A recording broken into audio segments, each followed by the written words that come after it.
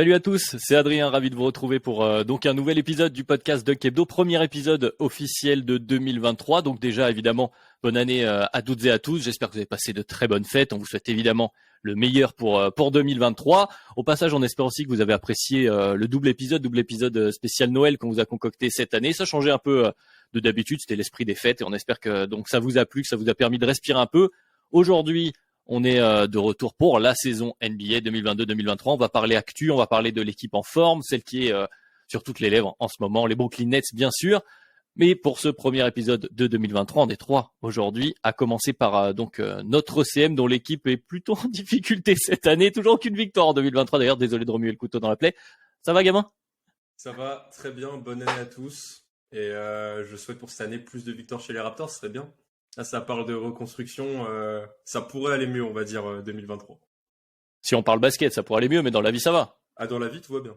Voilà. Eh ben, c'est parfait. Et donc, le troisième membre de l'équipe aujourd'hui, lui, il est tranquille, puisqu'il n'est fan d'aucune équipe en particulier. Par contre, aujourd'hui, puisqu'on va parler d'une équipe en forme, peut-être qu'il va falloir laisser la sulfateuse au garage.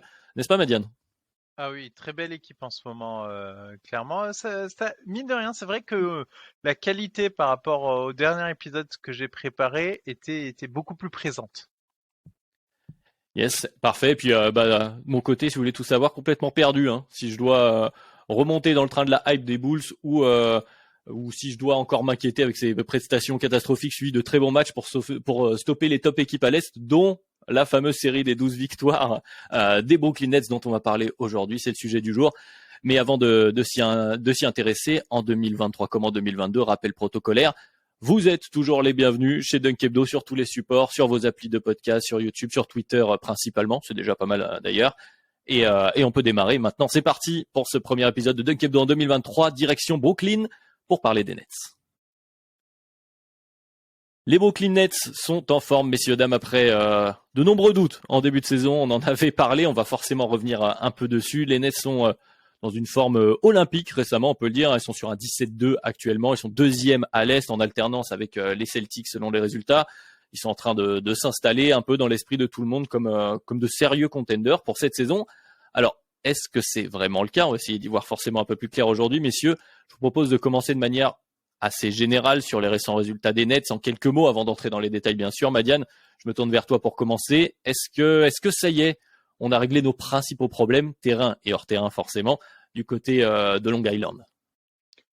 Ils ont répondu à beaucoup plus de questions que j'aurais espéré. Le début de saison était plutôt inquiétant. On les sentait un peu pataugés comme l'an dernier.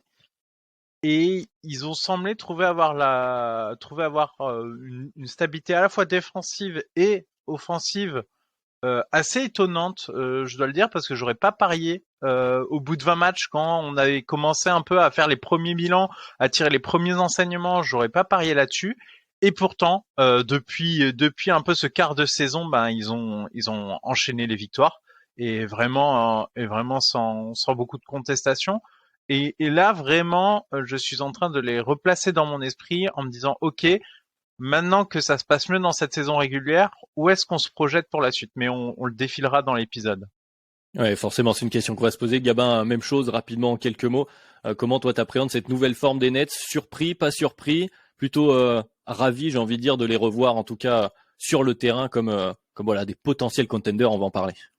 Ce qui était surprenant, c'est toutes les mésaventures qu'ils ont connues jusque-là, et ça fait très plaisir de les voir enfin au niveau auquel on les attendait quand on a eu la signature de Kevin Durant et de Kyrie Irving. On a enfin les deux qui jouent. Kevin Durant, il prouve que c'est un des meilleurs scoreurs de l'histoire, encore une fois. Irving, c'est bien plus qu'un lieutenant. L'équipe fonctionne super bien et c'est enfin une équipe qu'on voit placée tout en haut de l'Est et qui pourra jouer des choses sérieuses en play-off. Donc, je suis surpris maintenant après tous les problèmes, mais s'il y a 2 ans on m'avait donné le classement actuel, j'aurais pas forcément été surpris. Voilà.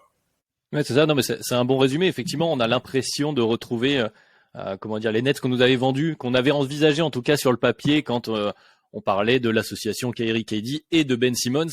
Et justement, commençons par là pour les détails. Madiane, je vais te redonner la parole. Parmi les problèmes réglés, un des problèmes majeurs au tout début de la saison, c'était le fameux cas Ben Simmons, problème à la fois mental et basket. Même en début de saison, on se posait beaucoup de questions, tu l'as évoqué, c'était loin d'être parfait, mais Mais il revient, l'ami Benjamin, notamment défensivement. Est-ce que c'est pas ça le point central de l'équilibre, comme tu disais, offensif-défensif, le retour de Ben Simmons en forme, notamment défensivement, sur l'équilibre de cet effectif des Nets? Oui, c'est clairement ce qui équilibre cette équipe. Et justement, l'an dernier, je me souviens que quand je défendais le cas des Nets, je devais les défendre en tant que candidat au titre dans notre petit scénario. Moi, je n'y croyais qu'en espérant un retour de Ben Simmons, parce que pour moi, cette équipe ne peut pas être équilibrée sans ce joueur-là. On ne peut plus demander à Kevin Durant de défendre tel qu'il l'a fait du côté des Warriors. Kyrie Irving n'est pas non plus clairement un joueur qui s'attelle à ce type de tâches. Donc voilà, il faut compter sur les autres, et notamment Ben Simmons, qui, je trouve, est plutôt libéré par les responsabilités offensives il les garde, il organise le jeu, il va souvent récupérer la balle après avoir initié les séquences d'attaque, et parfois je le vois même plutôt offensif vers le cercle, et c'est des bonnes choses. Mais c'est surtout sur la défense que je l'attendais, parce que c'est là où il a le plus d'apport, et je trouve qu'il répond parfaitement à la tâche, et c'est même plutôt impressionnant étant donné dans l'état dans lequel on l'avait laissé récemment. Ouais, bah sur les 15 derniers matchs, pour donner quelques chiffres comme ça, c'est le meilleur net rating de l'équipe des Nets. Donc comme tu le dis, c'est-à-dire que des deux côtés du terrain. Alors évidemment, il est toujours pas là en train de prendre des grands 3 points, mais il a retrouvé quand même un peu on va dire le fil du jeu. C'est-à-dire qu'aussi après tant de temps sans jouer ou alors en proie au doute, retrouver le rythme du jeu NBA, il a réussi à le faire. Et puis évidemment défensivement, il est assez impressionnant. Comment tu le trouves, toi, Gabin? Qu'est-ce que tu as à dire sur le cas Ben Simmons, qui est très bon, hein, tout simplement sur les derniers matchs? Il est très bon et quel plaisir en fait de le revoir jouer tout simplement. En défense, il a un rôle majeur et je le trouve très impliqué. Mais après, il n'a pas encore retrouvé le niveau qu'il affichait à Philadelphie. Mais on sent que ça va revenir tranquillement. Il y a eu un tiers de la saison écoulée, donc faut quand même le laisser revenir. Il a loupé une saison entière. Après, offensivement, son rôle a grandement diminué par rapport à ses années à Philly où il était la deuxième option à côté de Joel. Là, il avait 20,2% d'usage rate à l'époque. Là, il a 14,6%. Mais en même temps, c'est difficile d'être la troisième option à côté de KD Irving qui prennent tout. Mais je trouve qu'il s'adapte bien. Après, j'aimerais bien le voir créer encore plus le jeu, devenir un vrai organisateur comme il pouvait l'être à Philadelphie. Mais je suis très content, ça va revenir. Et c'est pour ça que les Nets, ce qui se passe, c'est très encourageant parce que je pense qu'ils n'ont pas encore atteint leur plafond. Car Ben Simmons progresse de match en match et TJ Warren également. Donc c'est deux joueurs qui vont revenir tranquillement à leur niveau et le plafond des Nets c'est peut-être encore au-dessus de ce qu'on voit actuellement. C'est intéressant que tu cites TJ Warren pour continuer sur cette idée de rééquilibrage de l'effectif. Madiane, c'est vrai qu'il y a des retours au fur et à mesure aussi du côté des Nets parce que dans leur T1, il y avait aussi des blessures. Bon, il y avait le cas Kyrie qu'on va pouvoir évoquer également. Mais on a le retour de TJ Warren, on a donc Royce O'Neal qui est arrivé cette année. On a plus de monde, on a Watanabe qui voit des minutes, la surprise, on va un peu l'appeler comme ça, mais un très bon Watanabe sur ces derniers matchs du côté des Nets, notamment pour planter des tirs. Voilà, on a l'impression que la grosse inquiétude de rotation du côté des Nets va un peu mieux. Alors, je mets évidemment une astérisque sur l'introduction que je suis en train de faire, puisque même si à l'aile, on retrouve du monde, on a cité donc Warren, O'Neal, il y a Joe Harris aussi qui est de retour, Watanabe. Du côté des guards, voilà, on l'a dit, Ben Simmons qui rejoue, Kyrie, Seth Curry, Sumner qu'on pourra citer, peut-être aussi Patty Mills. C'est un peu plus compliqué au poste 5, mais quand même, cette profondeur d'effectif du côté des Nets, on semble voir plus de joueurs qui peuvent voir le terrain, quoi, Madiane, finalement. Oui, en fait, c'est un effectif qui, de base, contient beaucoup de joueurs qui peuvent jouer. C'est surtout ça. S'ils sont en forme.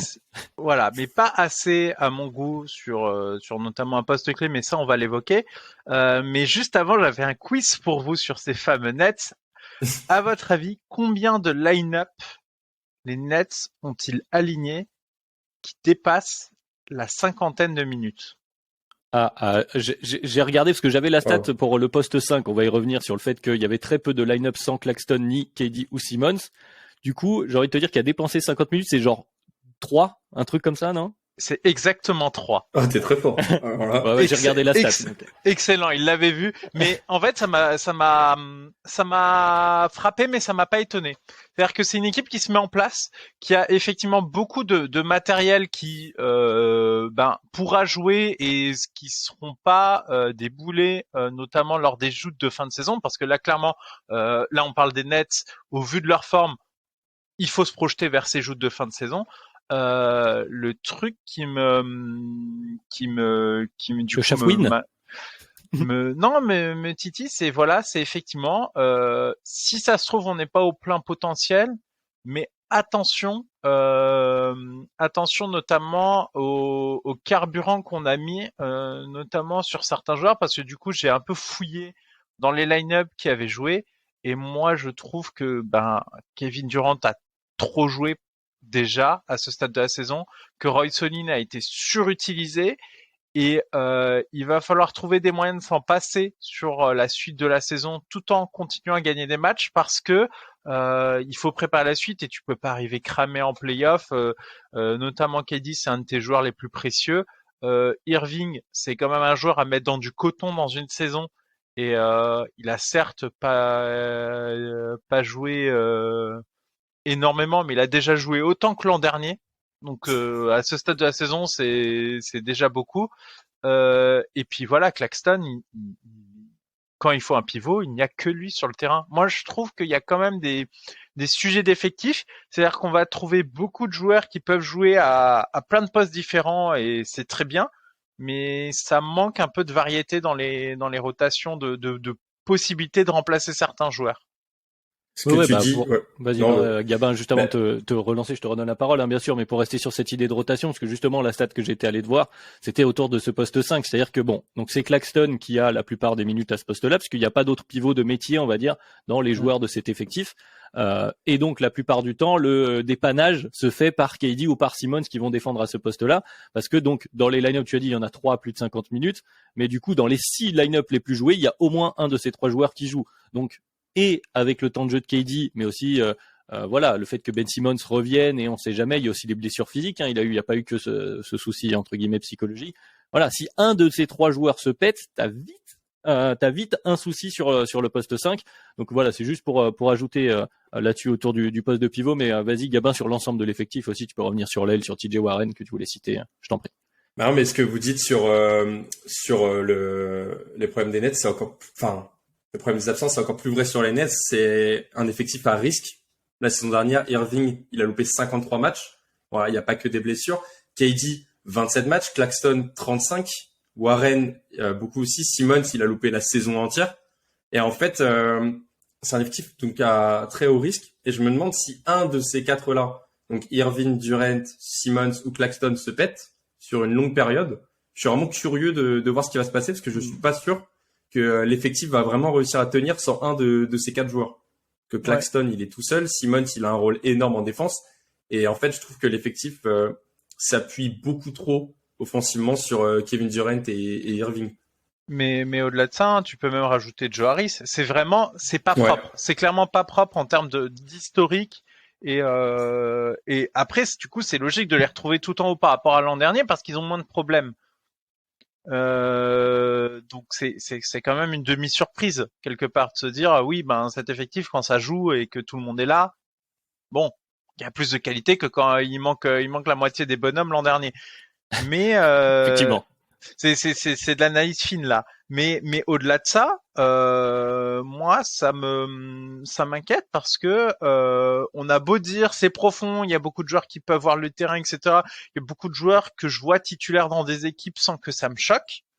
Au-delà de ces questions-là, moi le poste de pivot, ce n'est pas un poste à négliger pour des joutes en play-off. J'en veux pour preuve notamment ce qui était arrivé aux Suns, qui s'étaient retrouvés en finale NBA un peu sans avoir prévu, qui n'avaient pas fait des moves pour avoir des solutions autres au poste de pivot. Staric Bletch, c'est payé immédiatement. C'est vraiment payé immédiatement. C'est-à-dire que là, ils avaient vraiment aucune solution, et à partir de là, ils se sont fait rouler dessus dans ces finales. Donc attention à ce genre de considération. Et pour moi, là, l'effectif n'est pas complet au vu de la trade deadline. Et au-delà de ça, moi, Claxton, pour moi, c'est pas une garantie en playoff. C'est pas, on peut pas baser son socle défensif parce que il opère très bien actuellement en défense et je trouve qu'il progresse. Et c'est un des chouchous d'Alan. Je sais, donc je regarde aussi souvent ce qu'il fait notre ami, mais c'est frêle comme certitude. Et moi, ça me fait un peu peur. Moi, je serais plus rassuré s'il y avait un autre pivot d'expérience dans cet effectif. Vu que tu ouvres la parenthèse avant de continuer d'analyser ces Nets, même si là on a l'impression qu'on est très inquiet alors qu'ils sont dans une très très bonne forme. La parenthèse trade deadline, justement, on était en train de dire que on avait quand même pas mal de monde qui pouvait jouer, pas mal de joueurs qui peuvent contribuer en NBA globalement, on va dire ça comme ça. Est-ce que du coup, l'idée c'est qu'il y ait un de ces ailiers qui soit sacrifié pour aller récupérer un pivot, quelque chose comme ça? C'est ça l'idée sur laquelle tu seras en train de partir, Manian? Ouais, je te laisse Gabin peut-être, je sais pas si t'avais. Ouais. Vas-y Gabin, si tu veux. C'est juste si tu voulais rajouter un truc là-dessus, mais en gros c'est ça. Je pense qu'il faut faire un trade, et s'il y a un trade à faire, c'est évidemment pour un pivot, soit un titulaire, soit le remplaçant de Nick Claxton. Après, Nick Claxton, on peut en parler, il fait une très très bonne saison pour l'instant. C'est le meilleur contreur de la ligue, il en a mis 5 contre New Orleans vendredi.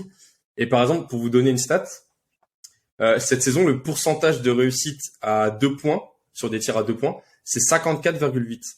Ces mêmes attaques, quand elles sont défendues par Nick Claxton, le pourcentage de réussite, c'est 44,1. Donc il y a une différence d'à peu près 10% d'efficacité au shoot quand les shoots sont défendus par Nick Claxton.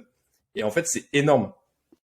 Mais c'est un problème. En saison régulière, il s'en sort très bien. Là, il fait une excellente saison pour ses 23 ans, il progresse. Est-ce qu'en playoff, ça va suffire? Et est-ce que ça va suffire si, par exemple, dès le premier tour, il tombe contre Philadelphie?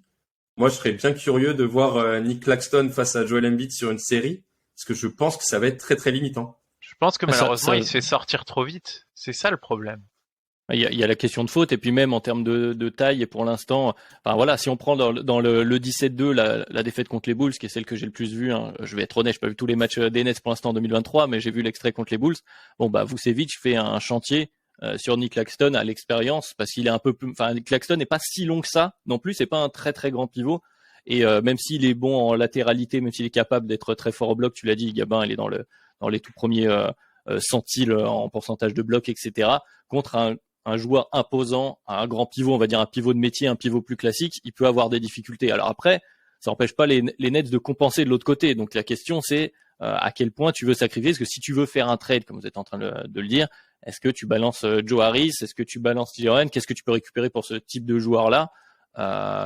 Est-ce que tu sacrifies pas un peu d'offense pour ça? Parce que, comme tu le dis, donc ça défend bien Gabin, même s'il faut faire attention parce que donc les équipes en face ont du mal à 2 points contre les Nets, notamment proches du cercle, mais ils en prennent beaucoup. Si on prend alors c'est les stats de cleaning the glass, un peu les stats de nerd, hein, mais la localization efficient field goal percentage, c'est-à-dire qu'en gros, par rapport à l'endroit où les adversaires prennent leurs tirs, ils devraient en théorie marquer 3% de plus que ce qu'ils font actuellement face aux Nets. C'est-à-dire qu'ils ont un peu la chance du syndrome Knicks qui avait à 3 points il y a quelques saisons, mais en version proche du cercle. Alors c'est sûrement dû à une bonne défense de Claxton, à aussi au long segment de KD et Simmons qui aide beaucoup. Hein. Ils ferment très très rapidement du côté des Nets sur la rotation défensive, ils ferment beaucoup. Donc ça joue, mais attention à ce qu'il n'y ait pas un rééquilibrage statistique qui puisse rentrer en compte. Et de la même chose de l'autre côté, parce que parlons-en dans ce qui marche énormément du côté des Nets en ce moment, c'est l'attaque, c'est le shot making, c'est KD, tu l'as dit Gabin, un des meilleurs attaquants, si ce n'est le meilleur attaquant de l'histoire de la NBA. KD et Kyrie qui sont en train de mettre des tirs comme jamais, c'est n'importe quoi. Il y a la stat qui nous a été glissée, on en parlait entre nous dans la conversation de Kebdo par Tom, du fait que donc justement en pourcentage attendu, donc effectif qui est attendu par rapport aux tirs qui sont pris, comment ils sont contestés, la localisation et comment ils sont contestés, les Nets sont à plus 7,7% par rapport à ce qui est attendu. Et pour donner un ordre d'idée, parce que c'est intéressant, l'année dernière, les Bulls qui mettaient n'importe quoi avec des DeRozan avaient fini à plus 3,5. C'est-à-dire qu'ils sont à plus de 2 fois plus que ce qu'étaient les Bulls l'année dernière. C'est-à-dire qu'il y a une réussite. Alors certes, KD, mais quand même, c'est peut-être pas un peu trop là. Oui, c'est un peu trop. Et moi là-dessus, du coup, ils m'ont donné une piste et je suis allé un peu fouiller. Et du coup, 46,1% des tirs pris sont avec un défenseur tight, c'est-à-dire entre 2 et 4 feet. C'est énorme. Pris par les Nets. Donc les tirs pris par les Nets, et le ils en défenseur prennent est en train 46% et ils ont contesté. Ouais, et ils ont la 6e efficacité. Et Ah. par contre, ils ont... Alors certes, par contre, la qualité de tir, c'est la qualité offensive. C'est-à-dire qu'en vrai, il y a quelque chose qui nuance tout ça. C'est que quand c'est open et wide open, ils sont 2e et premier. C'est-à-dire que ils ont sans doute, je pense, la meilleure puissance de feu de la ligue. J'ai du mal à voir une équipe où il y a autant de qualité de puissance de feu offensive. À la limite, si on enlevait Ben Simmons de l'équation, ce serait incroyable cette équipe.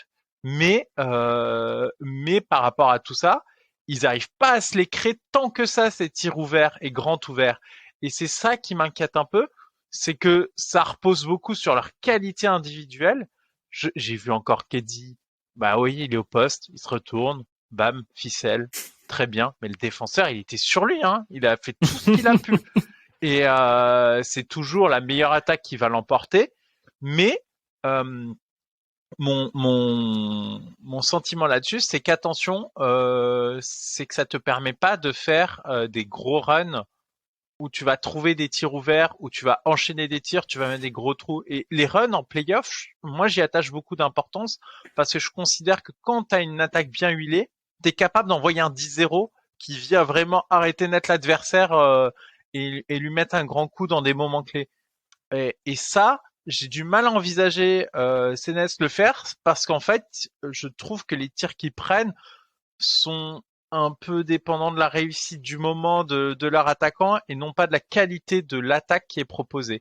Et oui, ils sont tout le temps dans le haut de l'efficacité, mais 46% des tirs bien contestés.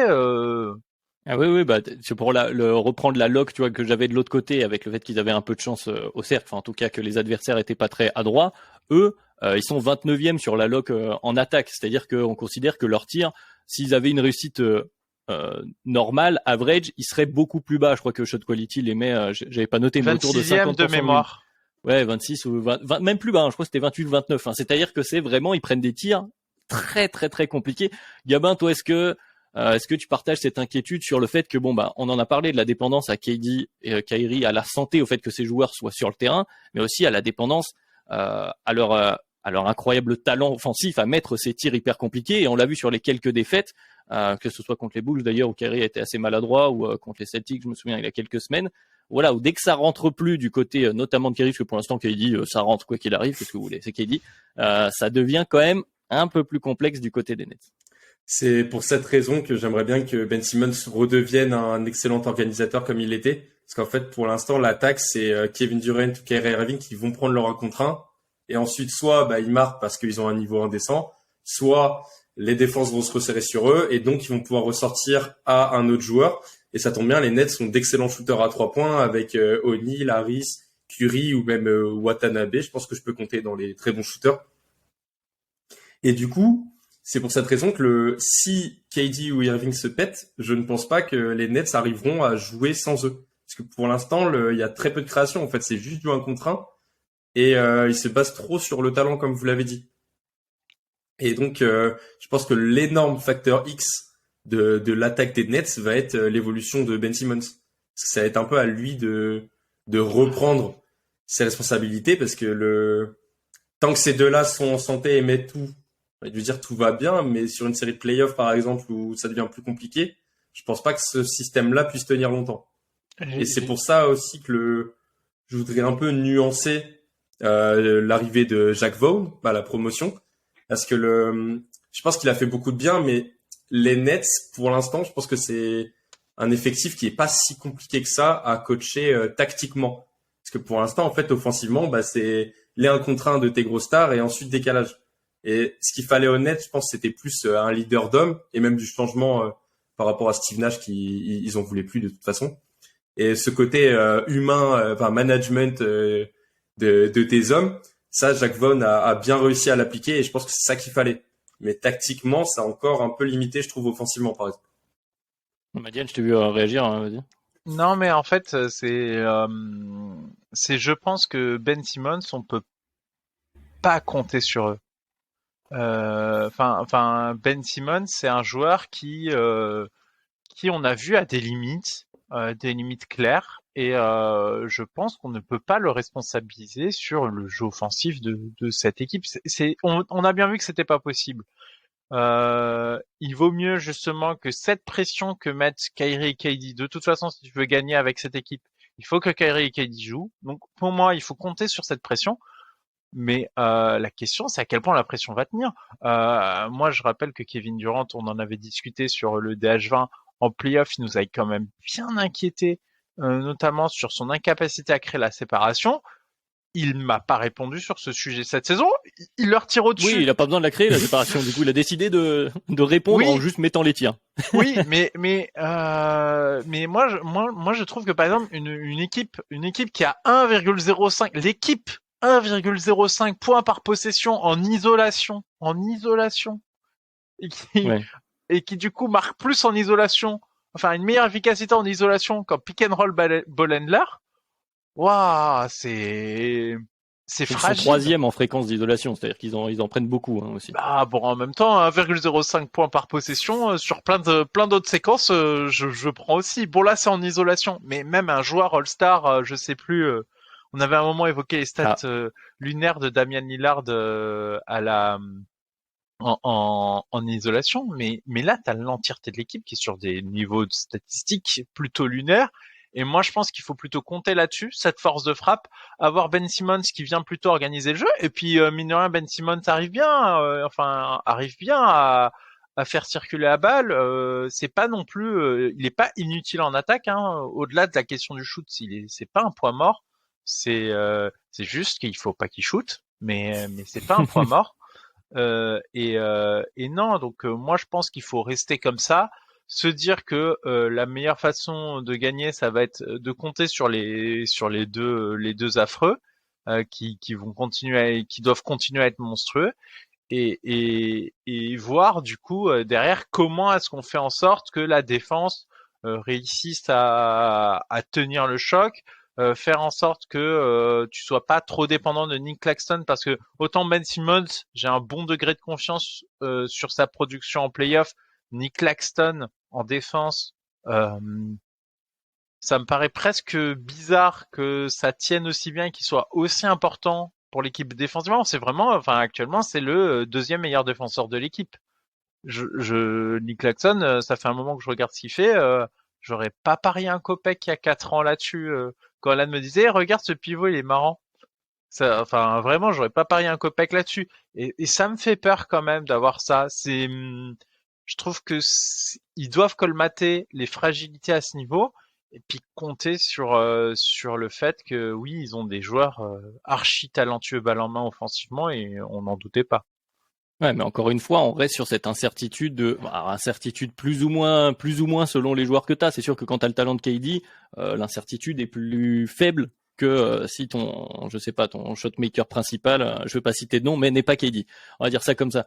Mais du coup, tu peux aussi peut-être alléger cette charge-là, te dire que quand il y a un Kyrie qui est moins dedans ou un KD qui est moins dedans, aller chercher parce que t'as des bons joueurs de catch and shoot. Gabin l'a dit, t'as cette Curry, t'as Watanabe.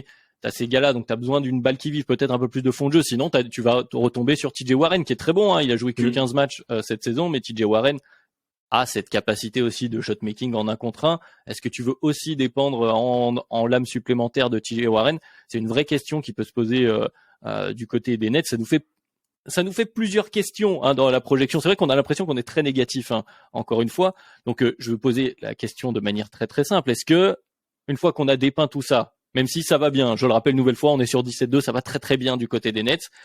Est-ce qu'ils sont définitivement contenders à l'Est? Parce qu'il y a ces facteurs dont on a parlé, donc potentiel blessure ou absence ici et là. Le groupe vit bien. On a mis de côté les problématiques de début de saison, comme on dit, le groupe vit bien. Mais est-ce qu'une mauvaise série, une série de défaites ou quelques petits à côté extraterrains pourraient faire retomber le vestiaire dans une mauvaise ambiance? Et ensuite, les questions de jeu font qu'on peut être confiant si on doit mettre de l'argent, ce qu'on ne fait pas. Attention, les paris sportifs, c'est très compliqué. Mais si on doit mettre de l'argent sur le résultat des Nets, est-ce que Gabin, tu les vois contenders sérieux à l'Est, là, du coup, sur cette fin de saison et surtout pour les playoffs derrière? Ça va être une réponse typique qu'on peut donner aux Nets depuis des années. C'est oui, mais Astérix. Enfin, c'est tout le temps comme ça. Bah, pour l'instant, ça va bien, mais ça fait que depuis 2 mois. Moi, j'aimerais bien voir comment l'équipe s'ajuste si un Durant ou Irving ne sont pas là. Et j'aimerais bien que l'équipe profite de la saison régulière pour responsabiliser plus d'autres joueurs parce que on l'a dit, ils sont beaucoup trop dépendants de leurs deux stars. Et par exemple, si je prends les deux autres mastodontes de l'Est, donc les Bucks et les Celtics, si on enlève la deuxième option offensive de ces deux équipes, donc Brown et Middleton, je pense que ces deux équipes peuvent quand même offrir des Middleton matchs très sérieux. Oui. Middleton actuellement, il est un peu sur le côté pour le coup. Et puis l'année dernière, les Celtics ont eu du mal quand même à sortir les Bucks alors que Middleton n'était pas là. Par contre, on retire Irving aux Nets, je pense qu'ils vont avoir beaucoup de difficultés à passer le deuxième tour des playoffs, parce que le premier, vu leur classement, ça devrait le faire. Mais un deuxième tour des playoffs, pour moi, c'est impossible. Et c'est pour ça que il faut vraiment qu'ils donnent plus de responsabilité à Warren, à Nick Claxton commence à en prendre. Après, je pense pas que ça deviendra un bon attaquant. Il commence à avoir des séquences où il fait plus de pick and roll avec KD. Mais voilà. Et puis que le coach, Jacques Vaughn, commence à créer plus de fonds de jeu, un vrai système offensif. Et j'aimerais bien voir comment il s'ajuste avant de le considérer comme un bon coach quand ça va mal, justement. Parce que pour l'instant, tout va bien et ces deux joueurs, en fait, sont à des niveaux indécents. Mais je les considérais comme des contenders quand ils m'auront prouvé qu'ils peuvent se remettre de situations compliquées. Même question à Madiane, t'imagines bien? Quelle projection pour les Nets? Déjà, moi, le coach, je compte pas dessus. Moi, je compte sur... Pour moi, c'est dit. Non, mais on va pas se mentir, on en a parlé souvent. C'est pas, disons que c'est un bon animateur, mais c'est pas sur lui que je compte sur faire les bons ajustements qui vont bien dans la série pour aller la faire basculer. Et je pense que de toute façon, c'est pas une équipe qui va s'ajuster parce qu'en fait, c'est simple et efficace, ça repose sur du talent. Enfin, vraiment, ça repose beaucoup sur du talent, ce qu'ils font ces Nets, et ils en ont énormément de talent. Donc moi, ça me va. Hein. Il y a des équipes, elles ont gagné des titres NBA juste parce qu'en fait, les joueurs étaient meilleurs. Et puis voilà, tu peux faire le système que tu veux. Il y a un moment, c'est les bonhommes qui mettent les tirs. Donc moi, c'est aussi avec une astérisque, mais je vais préciser, c'est très rapidement, c'est au complet. C'est-à-dire que tu retires Kyrie, KD, Ben Simmons, même Claxton, tu peux abandonner tout espoir pour cette équipe. Et l'autre astérisque, c'est il va falloir un deuxième pivot parce que tu rencontres les Bucks, tu rencontres les Celtics peut-être un peu moins, mais tu rencontres les Sixers, même les Cavs. Oula, avec que Claxton. Du coup, derrière, imagine Claxton, il prend 3 fautes. C'est qui défend? KD ou Ben Simmons? Enfin non, c'est pas, ça va pas marcher. C'est pas possible. Et moi, je ne doute pas de la capacité de leurs deux stars à continuer à avoir une bonne production offensive. Je ne doute pas de la capacité de Ben Simmons à continuer à apporter en fait ce dont elle a besoin. Cette équipe, c'est un peu de lien collectif et de la défense. Je trouve qu'il fit très bien. Mais là, il va falloir un autre pivot solide qui puisse jouer. Je demande pas un titulaire. Je pense que le titulaire c'est Nick Claxton. Je pense qu'il a assez montré cette saison pour dire pour mériter ses galons. Mais il faut un pivot backup parce que il faut savoir parer à ce genre de situation en play-off et que sans ça, ça ira pas en finale de conf. Mais avec ces ajustements, sans mettre la piécette, je dirais finale de conf, c'est possible. Ouais, et puis il y a un truc sympa sur ces Nets. Alors là, on est un peu sur de l'intangible, etc. Mais il y a un côté, comment je pourrais appeler ça? Un petit esprit shonen dans les Nets comparé à ce dont on a l'habitude en termes de contender, où on est, et puis on en fait partie chez Nuke Hebdo, où on aime les équipes qui sont construites. Alors j'ai envie de dire de manière un peu traditionnelle, mais c'est-à-dire que c'est comment dire? C'est logique, il y a une cohérence, ça s'explique le pourquoi ils sont contenders et pourquoi ils vont le faire. Là, les Nets, ils rajoutent un facteur pimenté, j'ai envie de dire, à ces playoffs à l'Est, avec oui, tu dépends du talent de KD et Kyrie, et en même temps, c'est possible. C'est-à-dire que tu vois pas vraiment de limite, comme tu le disais tout à l'heure, Madiane, la fameuse formule. La bonne défense mais meilleure attaque, c'est toujours l'attaque qui prend le pas sur la défense. Et à ce jeu-là, ces deux-là, ils peuvent gagner à chaque fois. Alors sur une très longue campagne de playoffs, ça risque d'être compliqué, mais forcément ils font partie du groupe, en tout cas on va dire d'équipes qui peuvent s'y glisser. Et puis voilà, il y a ces deux facteurs comme tu dis. Donc soit il y a un trade qui arrive, peut-être un ailier, peut-être un Joe Harris qui peut être sacrifié là-dedans pour essayer de trouver un profil de pivot. Alors j'en ai pas en tête, je sais pas s'il y en a qui vous viennent, on pourra peut-être l'évoquer rapidement. Soit tu arrives là, soit peut-être ton espoir c'est de continuer sur cette forme du moment, d'appuyer assez tôt en termes de calendrier. Alors si le calendrier a été assez clément sur cette série aussi des Nets, il faut le dire, enfin en tout cas pour la lancer au tout début en fin d'année dernière, où ils ont beaucoup joué du côté, il y a eu les Hawks, les Hornets, alors il a fallu en attraper au milieu, je crois, aux Cavs, qui était pas évident, mais le calendrier était assez clément, mais continuer d'appuyer là-dessus, peut-être avoir un peu d'avance et peut-être commencer, comme tu as dit, alors load management c'est un gros mot, c'est limite un gros mot maintenant NBA, mais commencer peut-être à ralentir sur l'effort demandé, notamment à KD, mais aussi à Kyrie, qui certes en minutes totales a pas joué autant que KD, mais en moyenne c'est la 9e minute par match de la ligue, donc ça fait beaucoup également sur Kyrie quand il joue. Donc peut-être que à ce moment-là, tu pourras commencer à ralentir, responsabiliser peut-être d'autres joueurs, mais surtout essayer de les garder en forme pour la suite. Et parce que t'as cette problématique et c'est la question qu'on peut se poser. C'est t'as cité des équipes là, Madiane, donc Bucks, Sixers et Cavs, mais il y a aussi les Celtics qui sont les mastodontes à l'est. Les Nets, ils sont un peu obligés de finir dans le top 3-4 s'ils veulent se les éviter dès le début ces équipes-là. Hein. Je trouve que le meilleur match-up c'est peut-être les Celtics. Je sais pas ce que vous en pensez. Au global. Ah mais ils vont pas finir 8e quand même. non mais oui, mais t'es obligé de prendre. Là, je réfléchis en termes de 1-4 ou 2-3 Bien qui sûr. s'affronteraient en deuxième tour, parce qu'en fait finalement, moi j'ai pas de doute sur le fait qu'ils affrontent une des autres équipes qu'on n'a pas citées, qui sont pas dans les favoris. Oui, ils gagnent la série et je suis pas très inquiet.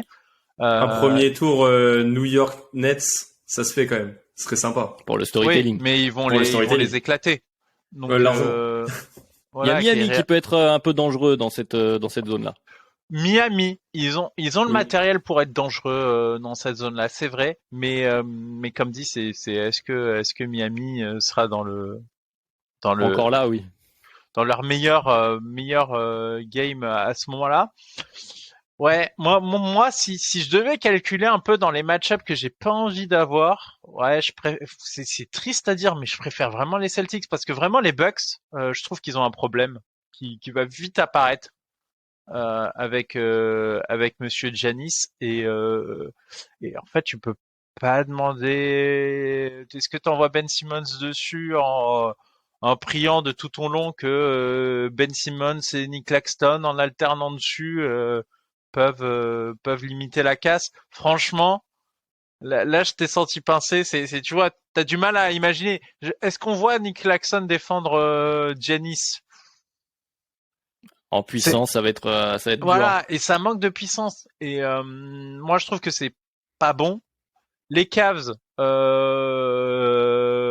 alors pour Kyrie, la bonne nouvelle, c'est que il y a Donovan Mitchell et Darius Garland, donc il pourra se faire plaisir offensivement, mais lui aussi va avoir du coup un problème aussi à gérer de son côté.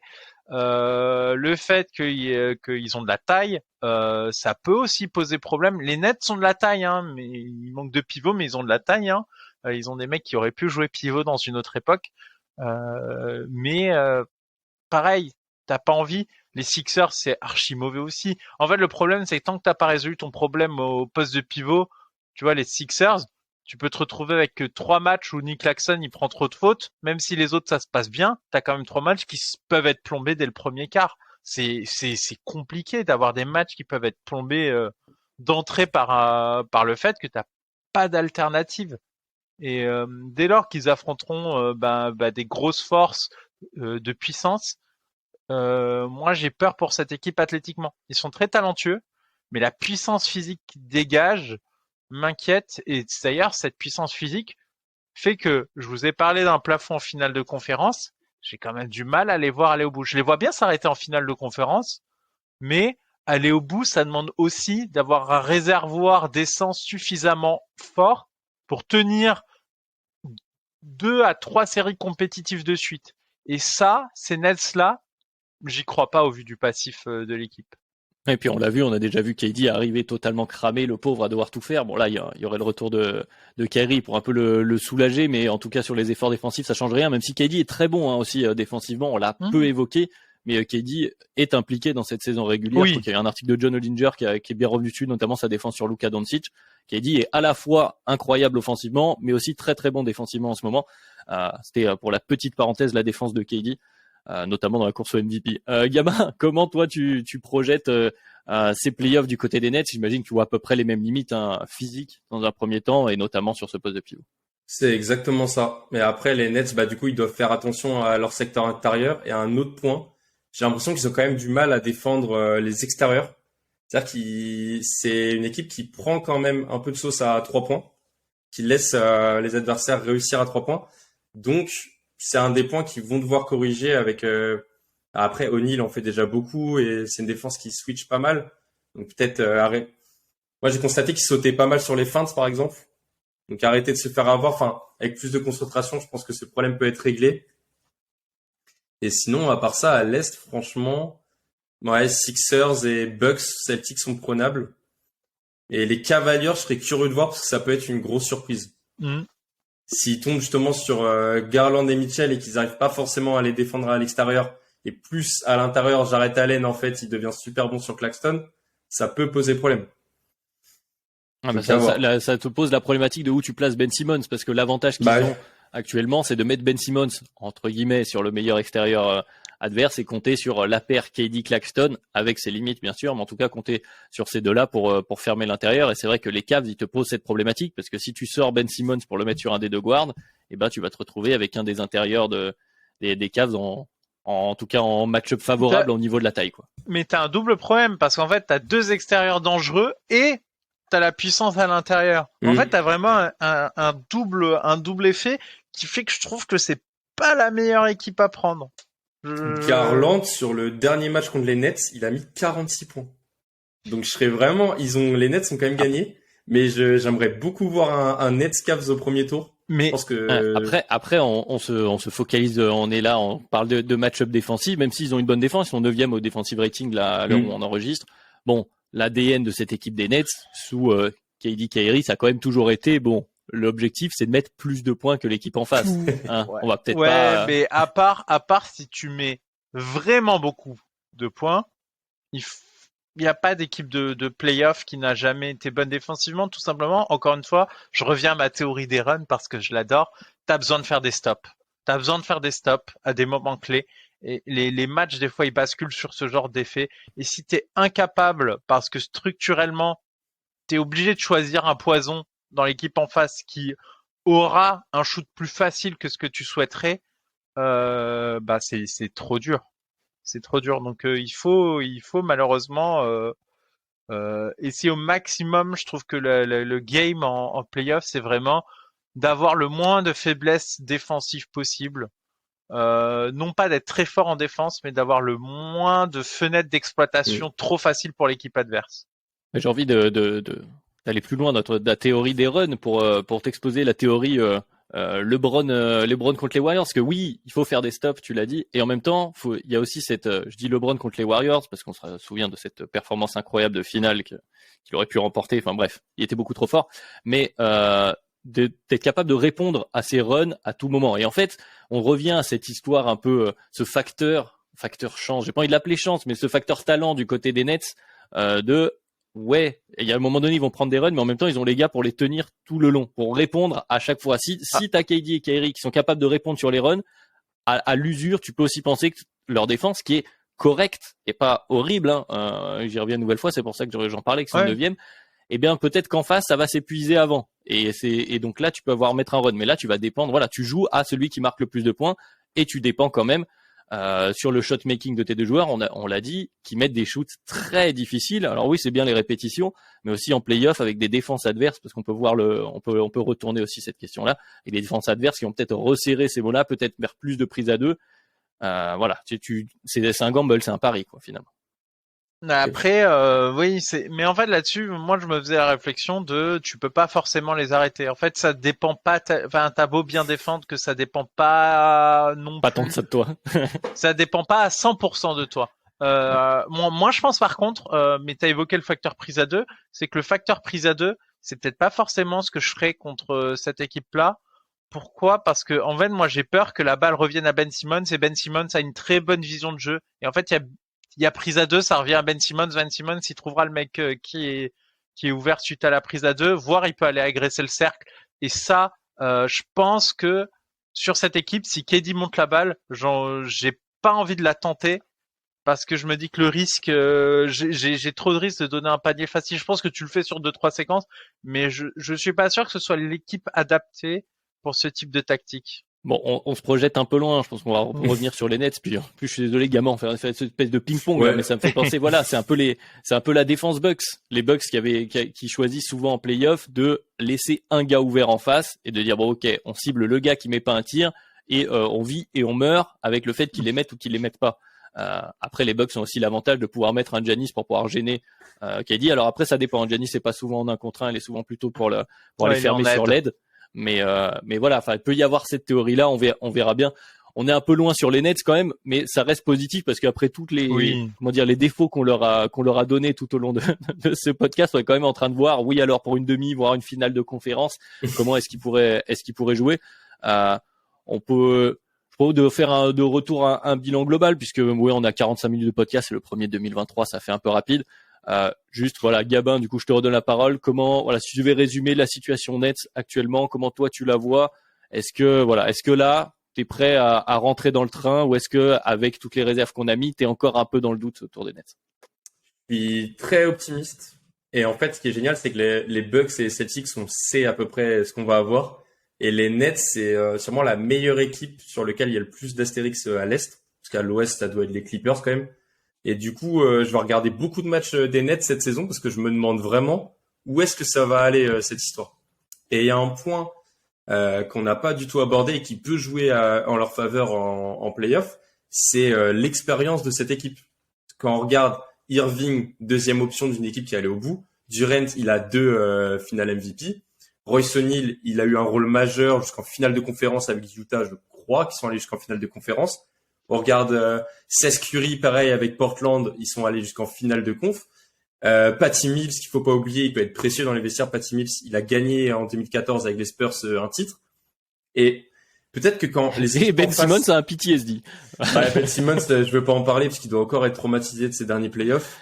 Mais peut-être que quand les équipes en face vont subir la pression peut-être des playoffs, eux vont connaître le chemin. Et l'année dernière, par exemple, peut-être que c'est ça qui a joué aussi pour les Celtics. Peut-être que c'est Tatum qui s'est fait surprendre par l'expérience des finales. Là, on a une équipe qui connaît le chemin, en fait.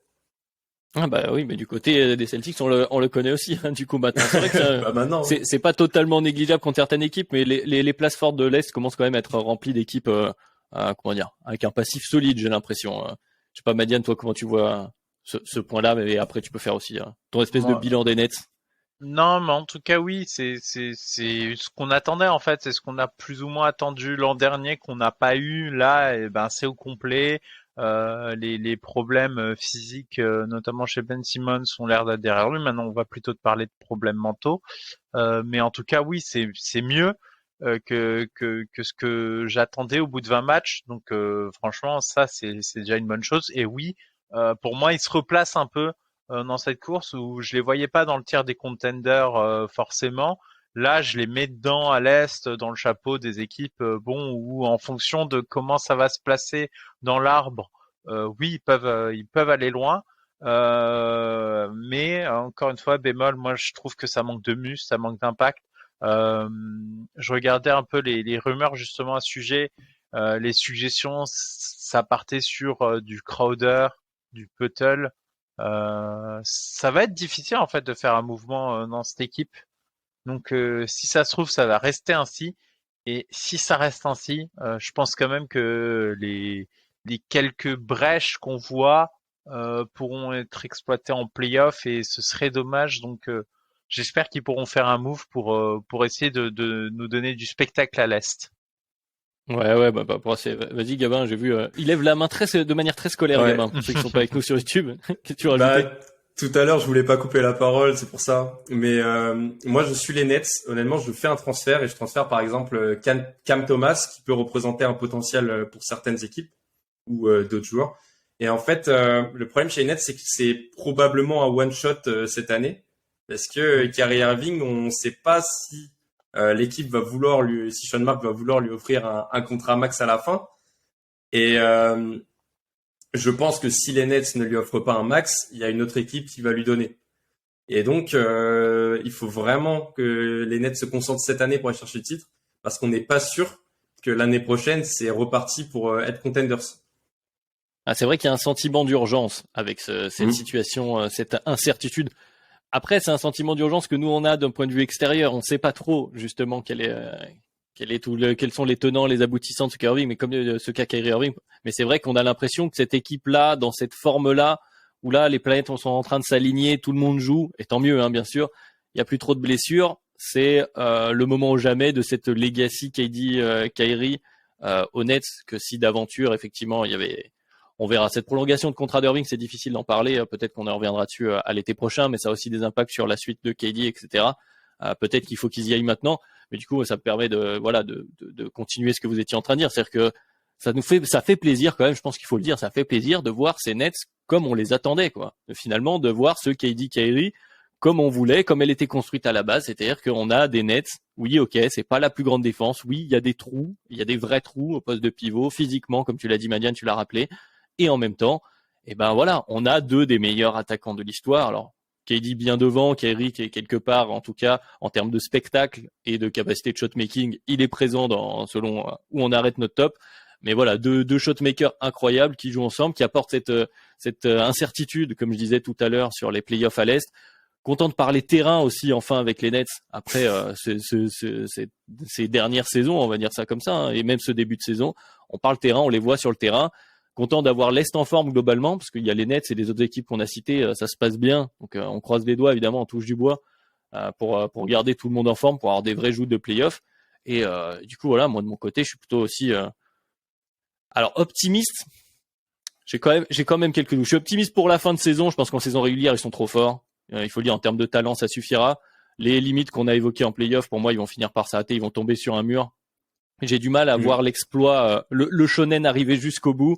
Ça a l'air d'être la saison de la désillusion. Moi, je le vois comme ça, de l'espoir qui monte et qui va peut-être s'arrêter. Évidemment, on leur souhaite pas. Hein, on verra bien quelle sera la suite, mais c'est mon sentiment personnel pour conclure là après un tout petit peu avant une quarantaine de matchs. Je sais pas si vous voulez rajouter quelque chose, parce que Gabin, là, tu avais le cas effectivement de cette incertitude que tu viens de placer. Je sais pas si vous avez encore quelque chose que vous voulez évoquer avant qu'on conclue. J'aimerais donner beaucoup de crédit à Sean Marks, parce que l'effectif, il revient de très très loin. Enfin, on rappelle que Kevin Durant a demandé son transfert cet été. Ouais. Et au lieu d'accepter, bon, de toute façon, il n'aurait pas trouvé de transfert. Lui, il a été intelligent, il est allé chercher Royce O'Neal. Et aujourd'hui, Kevin Durant, il accepte de jouer, Irving est là, et tout va bien. Donc en fait... c'est vrai qu'il faut saluer, on tombe facilement sur les front office, il faut saluer quand le taf est bien fait. Il a osé en fait continuer son plan de jeu en disant non, mais il va jouer, moi je rajoute des pièces par-ci par-là pour que tout se passe bien, et ça marche. Donc bravo à lui. Madiane, c'est tout bon pour toi, cette histoire des Nets? Tout bon. Pour moi, cette équipe, j'avais une très bonne analogie. C'est une voiture de course qui va très vite. La question, c'est sa fiabilité maintenant. C'est très, très très belle analogie. Elle est très belle. On va conclure là-dessus. Donc effectivement, on arrive pratiquement à une quarantaine de matchs. Donc voilà pour ces Nets pour ce premier podcast de 2023. Fallait qu'on se remette dedans également quelques matchs. On va pouvoir en reparler probablement des Nets d'ici à la fin de saison ou en tout cas en post-season.